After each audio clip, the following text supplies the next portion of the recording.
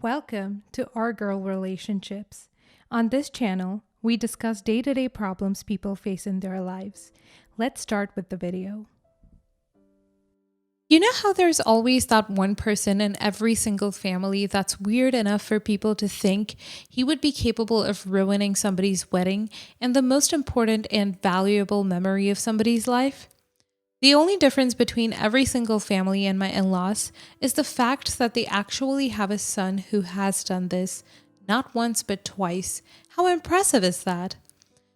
My brother-in-law is the kind of guy that's really obviously envious to a point where you think to yourself, how is this person so not scared of being considered a bad person that you start to question your very own sanity for thinking that in the first place?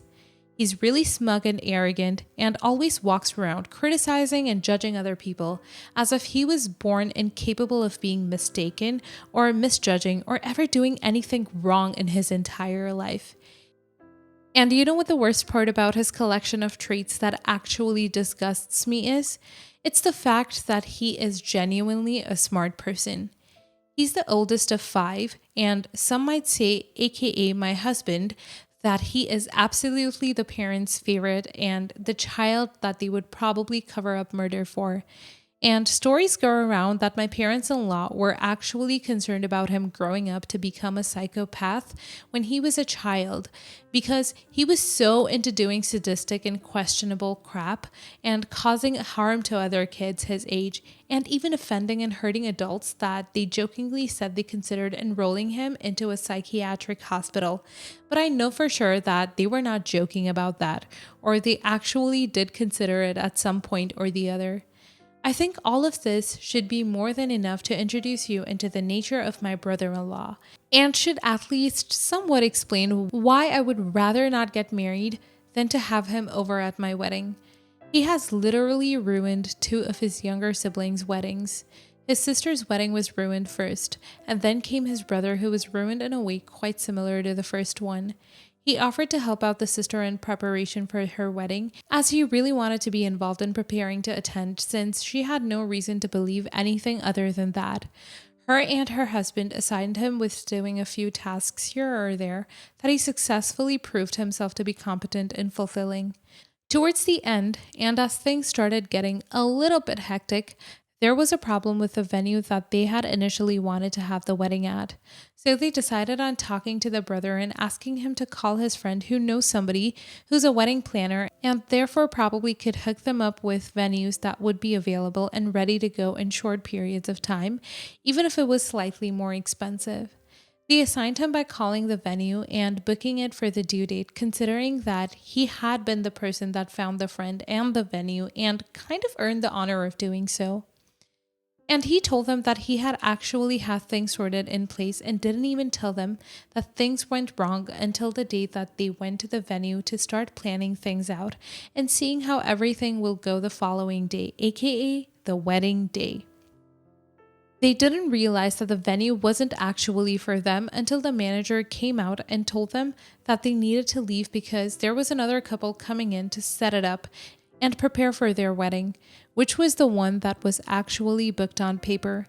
They literally didn't realize that he hadn't booked the venue for them until the day of the preparation for the wedding, and the only thing they could do to fix the problem that this little shit had created was to postpone everything and plan for an entirely new wedding because the old one was so racially ruined by their very own brother. They had to reorder everything and send out new invitation letters and find other readily available musical bands that would be free around the following couple of weeks because the wedding would actually take place this time since the brother-in-law wouldn't be responsible for it, which seems to be a pattern because it wouldn't be the last time he would feel so entitled and responsible, not for helping out but for ruining somebody's wedding. As for the second brother's wedding, this brother is his twin and consequently his best man because they were actually really close and best friends. And I hope it don't come to your surprise when I tell you that he also successfully ruined his wedding by losing the wedding ring 2 days before the ceremonies. I didn't have the guts to tell anyone about it until the last minute when he was required to give it to the groom. They told him that he didn't have it, and although that's not necessarily considered as ruining the wedding, as someone that is really into weddings and would literally kill him if anything goes wrong with mine, I, for one, would safely say that a wedding ring being lost in the exact moment that it is needed is considered a wedding being ruined, and do with that as you will.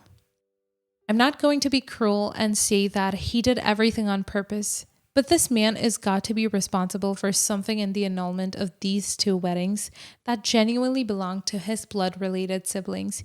He's no child and he should be held corporate for the things that he did, and that's not to blame on anyone but him. And I don't understand why my in laws are treating him as if he hadn't left the fountain open or forgot a school bag at home, because these are people's weddings and probably the most important memories of their lives.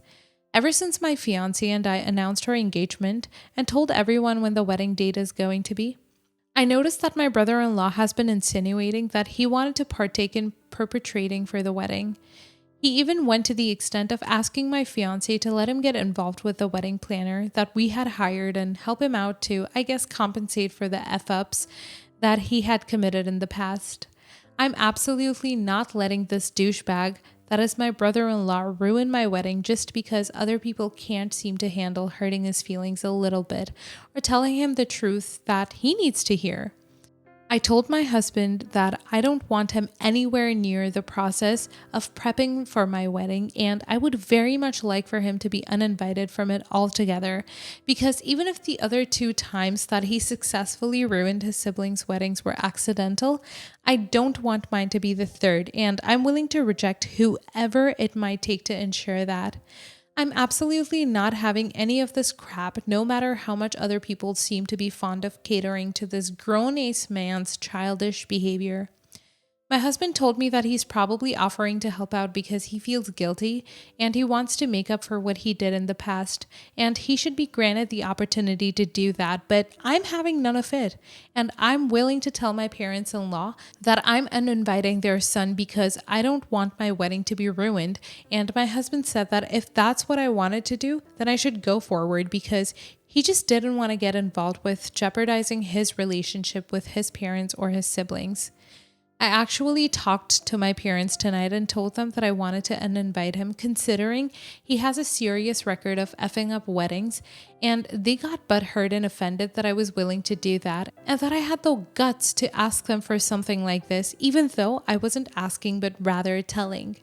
And they ended up going to the rest of their family members and snitching on me, and they ganged up on me on this passing Christmas to try and get me to change my mind and have him over, which I'm not having any of because, as I mentioned earlier, I'm willing to do whatever and not let my marriage get ruined by some man-child because other people's feelings are going to be hurt about it. Not the a-hole. I don't think I would care about what other family members say if this man has such a serious history of ruining weddings. I wouldn't want him anywhere near mine, and if he's presenting himself to still be a threat by doing the same thing he was doing to the previous ones, and there was absolutely no way in hell that I would do anything other than what you did. Not the a-hole. I don't understand why everyone is acting like they wouldn't actually react in the same way.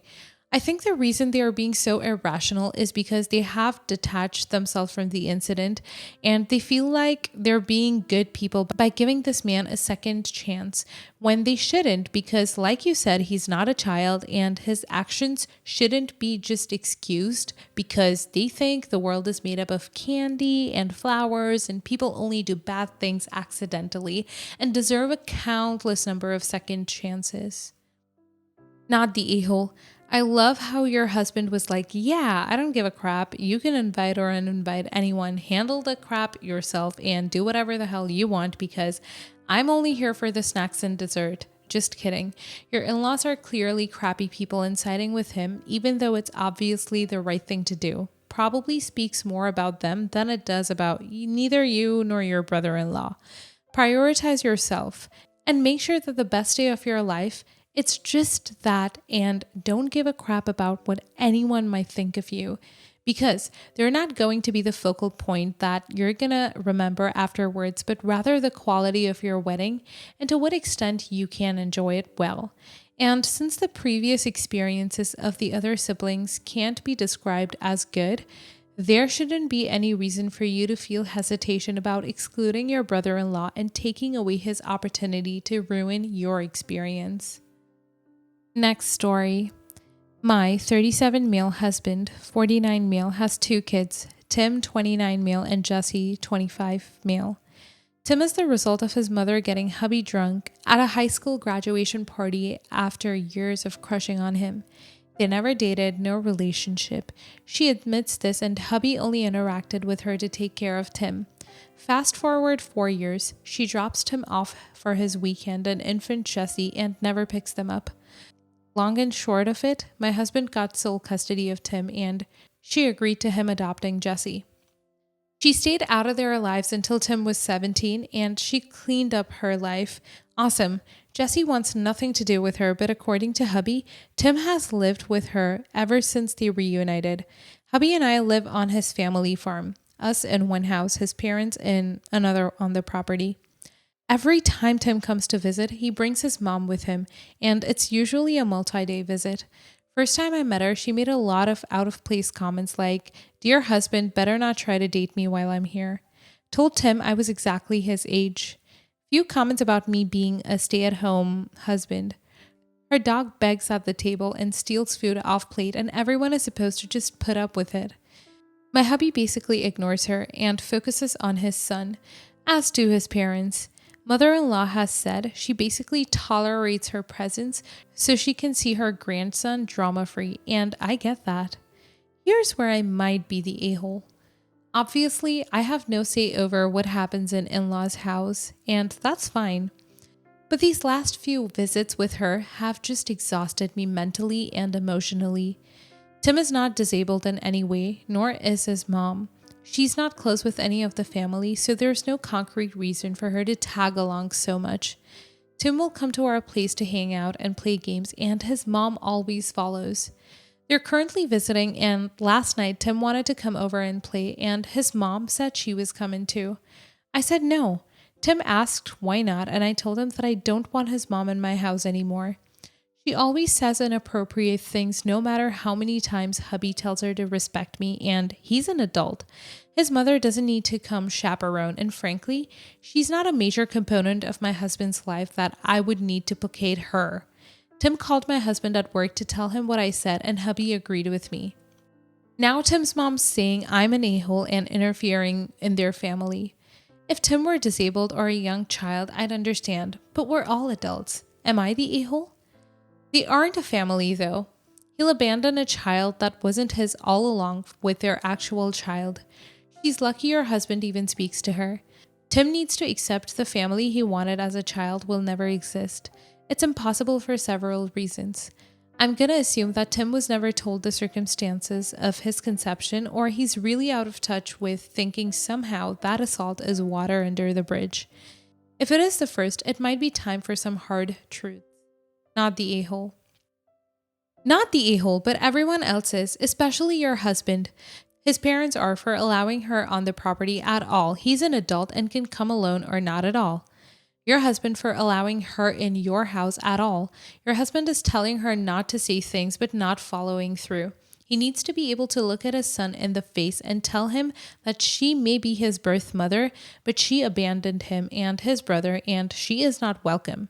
He can spend time with her at their house, but not yours. And if he insists on bringing her over, he may as well stay home. Your husband obviously doesn't care for you as much as you seem to think.